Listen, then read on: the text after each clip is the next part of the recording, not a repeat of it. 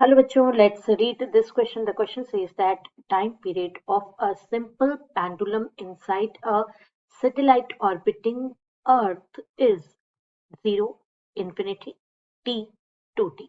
We have to choose the correct option. चलिए बच्चों, सबसे पहले तो इसके लिए हम डिस्कस कर लेते हैं की concept.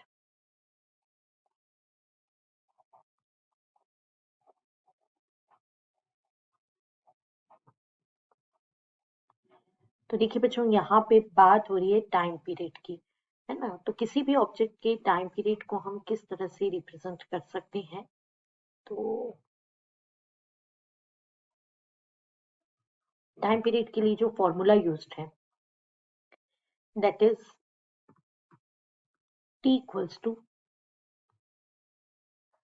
2 pi root of L upon G. ये हम सिंपल पेंडुलम की बात करें तो सिंपल पेंडुलम की time period of a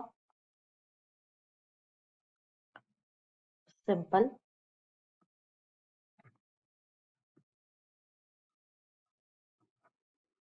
pendulum. तो बच्चों यही फॉर्मूला जो है वो हमें अपने आंसर तक जाने में एक तो हमें यूजफुल होगा, साथ ही साथ हम कुछ और कॉन्सेप्ट्स हैं जिनको यूज करेंगे। तो एक्सेलरेशन गिवन बाय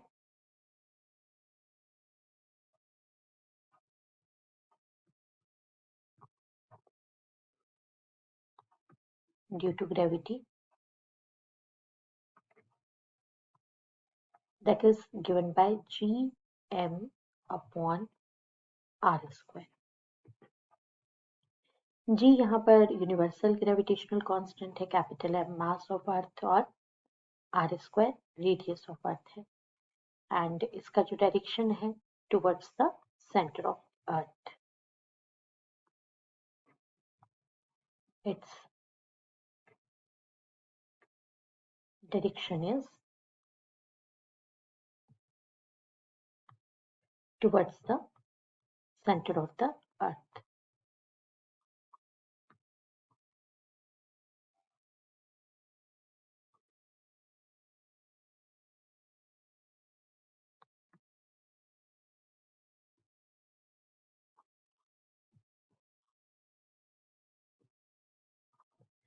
तो एक पॉइंट तो ये हो गया बच्चों। सेकेंडली,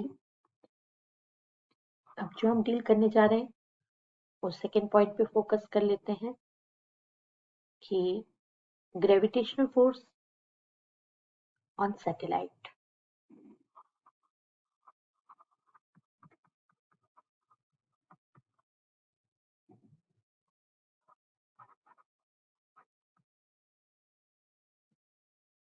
ड्यू टू अर्थ, कितना फोर्स अर्थ अप्लाई कर सकता है, that is G M M upon R square. तो ये हो गया gravitational force due to earth, जो कि वो किसी भी ऑब्जेक्ट पर अप्लाई करेंगे जिसका मास कितना है, एम है, और वो सैटेलाइट पर है, प्रेजेंट है, राइट। और अब बात आती है कि इतना ग्रेविटेशनल अगर फोर्स लग रहा है तो इसका डायरेक्शन किधर होगा, और इसकी डायरेक्शन होगी, it's direction is towards the centre of the earth.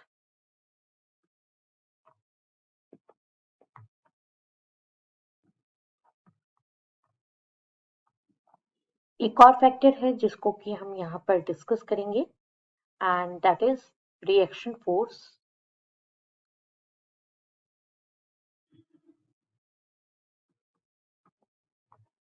Reaction force, इसको हम कैपिटल एन से डिनोट करते हैं, तो reaction force N on the surface of the satellite.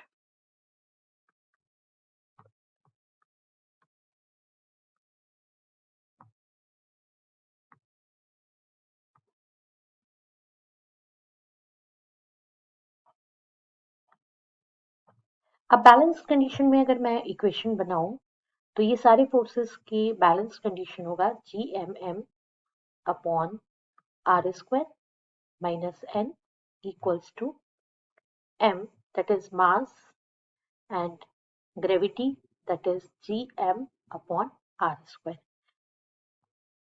M into G जिसको हम कर सकते हैं M into G. Net force equals to M into G, right? तो ये नेट फोर्स हो गया, इतना नेट फोर्स हो गया, और ये मास इंटू ग्रेविटी हो गया. ठीक है बच्चों, तो यहाँ से आप देख रहे हैं कि आपको n का वैल्यू कितना मिलेगा, तो n इक्वल्स टू 0. अगर n 0 है, this is the condition of weightlessness.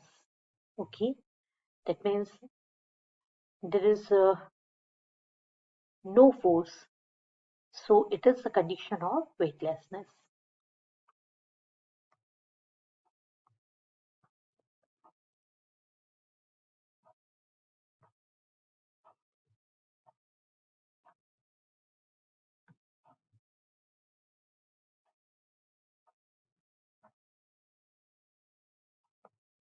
या फिर हम कह सकते हैं कि ये कंडीशन है जबकि जीरो होगा और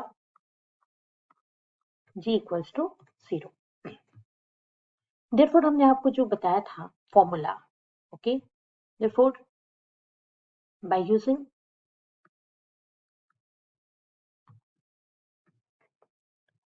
expression t is equals to 2 pi root of L by G, that is 2 pi root of L upon 0. We have t equals to infinity. यहाँ पर L जो है वो क्या है, that is effective length